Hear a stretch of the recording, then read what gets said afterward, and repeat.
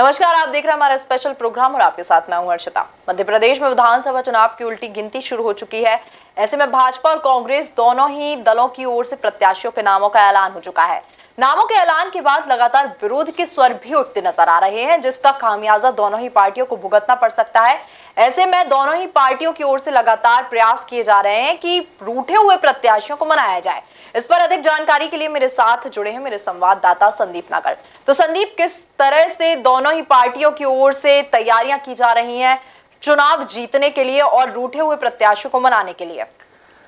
हर्षिता, मैं आपको बता दूं कि मिशन 2023 के लिए दोनों ही राजनीतिक पार्टियों ने लगभग अपने प्रत्याशियों को चुनाव मैदान में उतारकर अपने अपने पत्ते खोल दिए हैं। और उसी कड़ी में जो नेता हैं जिनको टिकट मिलने की उम्मीद थी या कुछ अन्य कारण था, उनमें बगावत के सुर जो कहीं ना कहीं तेज हुए हैं, उनको खत्म करने की अब दोनों ही राजनीतिक पार्टियों की ओर से तैयारी शुरू की जा चुकी है। अगर कांग्रेस की बात की जाए तो कांग्रेस में लगातार आज एक बड़ी बैठक आयोजित की जा रही है, जहां पर वो आला अधिकारियों के साथ साथ कमलनाथ, दिग्विजय सिंह और तमाम राजनेता मौजूद रहेंगे, जहां पर जो विरोध के स्वर हैं उनको कहीं ना कहीं खत्म करने के दिशा निर्देश हाईकमान के द्वारा दिए गए, उन पर अमल किया जाएगा और कहीं ना कहीं सीटें भी बदली जा सकती हैं। क्योंकि लगातार जब से कांग्रेस की दूसरी सूची आई है तब से कहीं ना कहीं स्थानीय कार्यकर्ताओं में आक्रोश देखने को मिल रहा है और तमाम सीटों पर विरोध के स्वर कहीं ना कहीं हमको तेज नजर आ रहे हैं। और यही कारण है कि आज कांग्रेस की एक बड़ी बैठक आयोजित की गई है भोपाल में, जहां पर कुछ सीटों पर मंथन दोबारा से हो सकता है और कुछ नए चेहरे भी हो सकते हैं या फिर कुछ परिवर्तित करके चेहरे भी कांग्रेस सामने ला सकती है। जी देखिए, जिस तरह से बीजेपी की कल 5वीं सूची आने के बाद विरोध के स्वर भी बढ़ गए हैं, ऐसे में डैमेज कंट्रोल करने के लिए बीजेपी की ओर से क्या कुछ रणनीति सामने आ रही है? मैं आपको बता दूं कि कल ही बीजेपी की 5वीं सूची आई थी और इसमें 5वीं सूची में लगभग 228 नाम के साथ साथ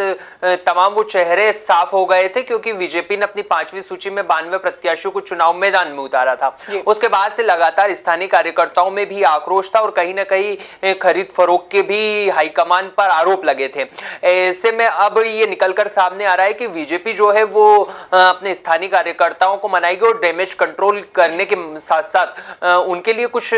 दूसरे विकल्प पर भी विचार कर सकती है। यानी कि जो नेता स्थानीय तौर पर विरोध कर रहे हैं, इसका खामियाजा पार्टी को ना उठाना पड़े, इसको लेकर बीजेपी लगातार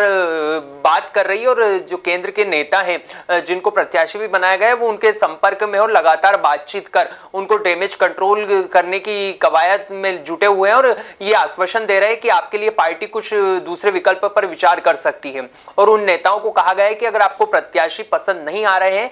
तो आप पार्टी के लिए काम कीजिए, पार्टी आपके लिए कुछ नया विचार करके इस विधानसभा चुनाव के बाद में आपको कुछ नई जिम्मेदारी दे सकती है। यानी कि दोनों ही राजनीतिक पार्टियों के अगर परिदृश्य को देखा जाए तो दोनों ही राजनीतिक पार्टियों ने अब मोर्चा संभाल लिया और दोनों ही राजनीतिक पार्टियां अपने रूठे जो नेता हैं, कार्यकर्ता हैं, उनको मनाने के लिए अग्रसर नजर आ रही है। जी देखिए संदीप, अगर कांग्रेस की ओर जाएं और बात करें वहां होने रहे विरोध की, तो कांग्रेस में डैमेज कंट्रोल करने के लिए आज एक बैठक की जा रही है और माना जा रहा है कि इस बैठक के बाद कुछ लोगों के टिकट बदले जा सकते हैं। क्या कुछ तमाम जानकारी है इस पर? मैं आपको बता दूं हर्षिता कि जब से कांग्रेस की दूसरी सूची आई है और उसमें भी लगातार बड़े चेहरों को कांग्रेस की ओर से जगह दी गई थी, लेकिन कहीं ना कहीं बीजेपी छोड़ कांग्रेस में आने वाले नेताओं को इस दोनों ही सूचियों में तरजीह दी गई थी, जिसके बाद में कहीं ना कहीं स्थानीय जो कार्यकर्ता हैं और नेता हैं उनमें विरोध के स्वर तेज हो गए थे। और यही कारण है कि अब कांग्रेस भी डैमेज कंट्रोल करने में जुटी हुई है और कांग्रेस की एक बड़ी बैठक आज आयोजित हो रही है, जिसमें कमलनाथ के साथ साथ दिग्विजय सिंह और तमाम अधिकारी मौजूद रहेंगे। इस बैठक में यह विचार किया जा सकता है कि जहां पर विरोध तेज है या फिर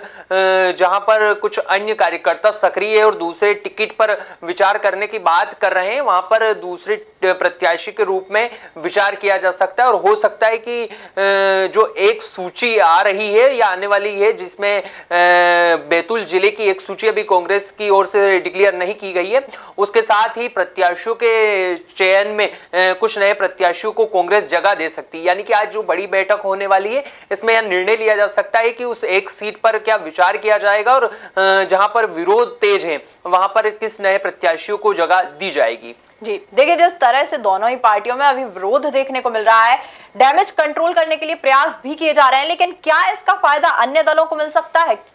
देखिए, बीजेपी हो या कांग्रेस, दोनों ही राजनीतिक पार्टियों में जब से पत्ते साफ किए हैं, विरोध के स्वर दोनों ही पार्टियों में नजर आ रहा है और इसका खामियाजा दोनों ही राजनीतिक पार्टियों को कहीं ना कहीं उठाना पड़ सकता है। और यही कारण है कि दोनों ही राजनीतिक पार्टियों ने अपनी सक्रियता दिखाई है और जिन नेताओं ने पार्टी को छोड़कर जाना था वो दूसरे अन्य दलों में जा भी चुके हैं या फिर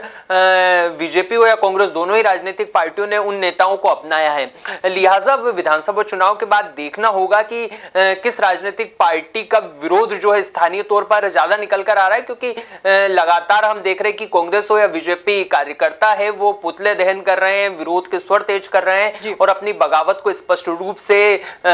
जो नेता हैं, आला अधिकारी हैं, उनके सामने रखते हुए नजर आ रहे हैं। और यही कारण है कि बीजेपी और कांग्रेस दोनों ही राजनीतिक पार्टियों को इस विधानसभा चुनाव में इसका खामियाजा भी उठाना पड़ सकता है। जी देखिए, जिस वक्त से ये टिकटों का ऐलान हुआ है तभी से दल बदल का सिलसिला भी लगातार तेज हो गया है। इसके बाद से किस तरह से मध्य प्रदेश की राजनीति में समीकरण बदलते नजर आएंगे?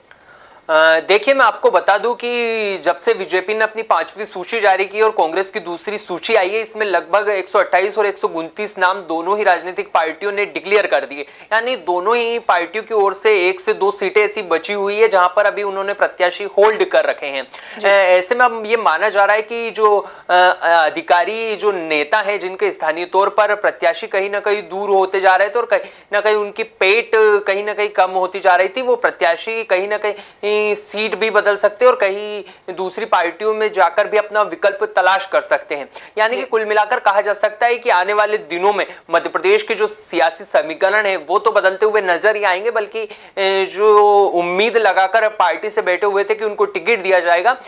उनको टिकट नहीं मिलने की उपरांत वो पार्टी भी बदल सकते हैं और दूसरी पार्टी से चुनाव मैदान में नजर भी आ सकते हैं और इसका खामियाजा दोनों राजनीतिक पार्टियों को उठाना पड़ सकता है और कहीं ना कहीं इसके विरोध में दोनों ही राजनीतिक पार्टियों को इसका खामियाजा भी विधानसभा चुनाव में उठाना पड़ सकता है। जी धन्यवाद संदीप, तमाम जानकारी के लिए। मध्य प्रदेश के विधानसभा चुनाव में अब कुछ ही समय बचा है, ऐसे में रूठे हुए नेताओं को मनाने के लिए भी लगातार भाजपा के द्वारा प्रयास किए जा रहे हैं। वहीं कांग्रेस की ओर से भी टिकट के बदलने पर भी मंथन किया जा रहा है। अब देखना होगा कि मध्य प्रदेश की राजनीति में इसके बाद किस तरह से समीकरण बदलते नजर आएंगे। फिलहाल के लिए इतना ही। ऐसे ही ताजा तमाम अपडेट से जुड़े रहने के लिए बने रहिए आप एमपी न्यूज के साथ। एमपी की नब्ज, एमपी का हाल, मध्य प्रदेश की हर खबर एमपी न्यूज टीवी के साथ। लगातार खबरों के लिए सब्सक्राइब करें हमारा YouTube channel MP news TV. Latest updates के लिए बेल आइकन दबाना जरा भी न भूलें।